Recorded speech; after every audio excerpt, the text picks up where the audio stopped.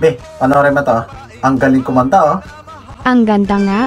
Chinita na, isay pa. Di ba yun ang gusto mo? Ang dami mo ng friends dito sa TikTok. Puro babae. Mukha kang pagod at puyat. Ano yung kaka-content? O kaka-chat? Magkalat ang mga bolero sa mundo? Buti na lang ikaw, hindi. Ng pating-pati ako nadamay dyan. Driver, bahay, trabaho. Ang kamay laging nasa manibela.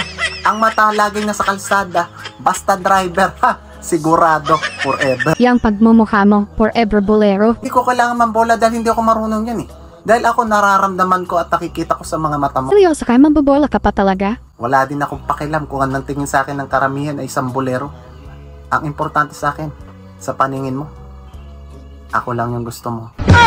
Ako lang yung gusto mo. Ikaw ang binibini na ninanais ko.